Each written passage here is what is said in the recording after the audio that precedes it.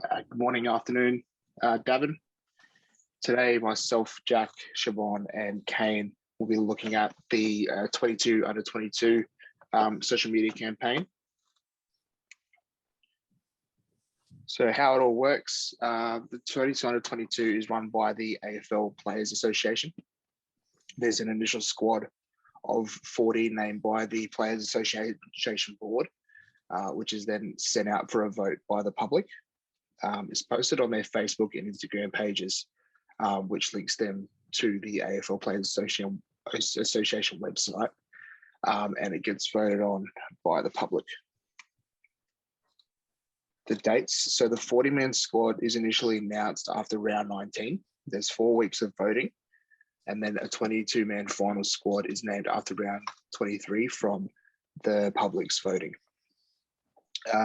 There's a prize for the person in the public who gets their side that they select closest to the actual side that is selected overall.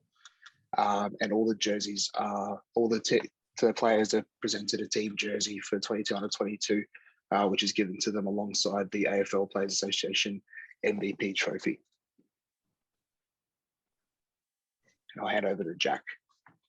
Thanks, Jesse. The 22 under 22 concept was introduced in 2013 as a way to reward the young players across the competition who were able to have an impact on their side early in their careers. The AFLPA saw an opportunity to recognise this age bracket, given there was a gap in the awards between the Rising Star and the All-Australian selection.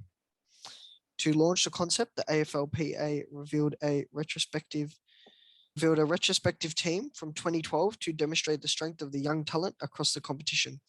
Unlike other AFLPA awards, it was decided that the 22 under 22 would have a fan-voted element to give footy fans some ownership of the concept. Since then, the 22 under 22 has grown to be widely recognised across the industry as a showcase of elite talent, and selection is something eligible players strive for. Next slide, please. The target audience for the AFL under 22 team is AFL watchers, supporters, and sports lovers. And the key messages for the campaign is to let supporters and watchers interact and be involved with selecting the team, making them feel a part and connected, which engages them with the AFL community. By allowing the votes via supporters, this allows to grow the game and reach an audience. This also allows fans to vote for their favourite players and the players for the team they follow and support. Thanks, Jack. The identification of different social media tools and tactics that's used by the organisation to generate and to engage with their target audience and reach their objectives. So this social media strategy certainly adheres to the best practice, and the numbers that flock to it annually speak to themselves. It's a competition that's held once every year. Incorporating a prize and reward the fan whose team is the best match for the final team also drives numbers to vote and spend time on the social media channels.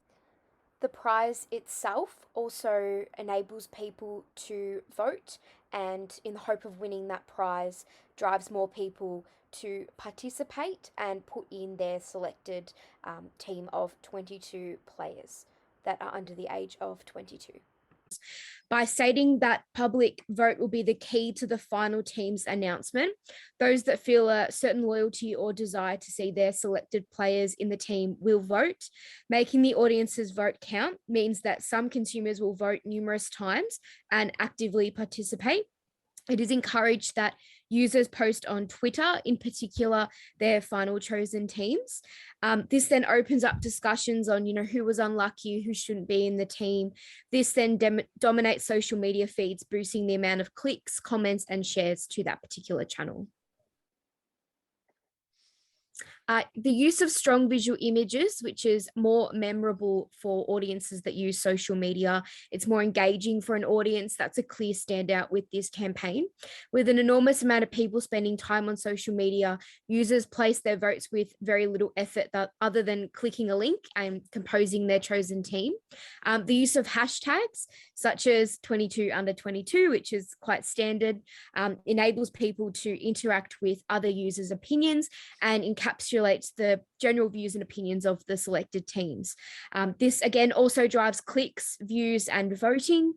The popularity of the program has meant that the sports news accounts, such as I've got examples there of Fox Footy and SEN, these accounts post their final team, and using that social media hashtag, having that come up means that there's a large and wide audience that these accounts reach, meaning that more people that may not have been following the AFL Players Association accounts are interacting with that content. So again, it's driving clicks, views, and voting. In order to submit your chosen team, you must provide your email and details such as your name and postcode. Emails are then regularly sent out with information regarding the AFL Players Association articles throughout the year. This one social media initiative being the AFL 22 under 22 initiative, that the one social media initiative then has become enormously popular in the last few years. It then boosts the traffic and clicks onto other content created by the AFL Players Association that may not have reached the same audience. The only real downside and tactic that may have let this social media concept down is that many fans realize that the players that are selected may be due to their popularity rather than their talent.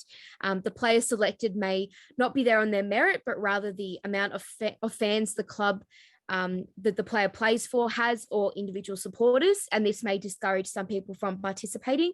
One of the examples there is someone saying that the Fat Caleb Sarong won the AFL Best Young Player but wasn't in the 22 under 22, says everything you need to know about fan votes. So some people just may not vote at all, or others will create polls on social media rather than voting, to kind of gauge that rather than voting on the actual competition.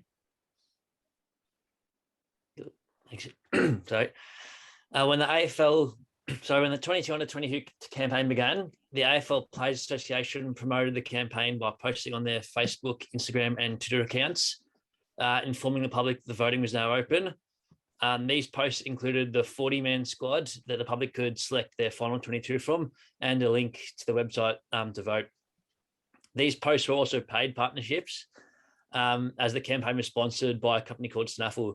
The clubs of the players that made the initial 40-man squad also promoted it and posted it on their respective social media platforms, urging their fans to get behind and vote for their players.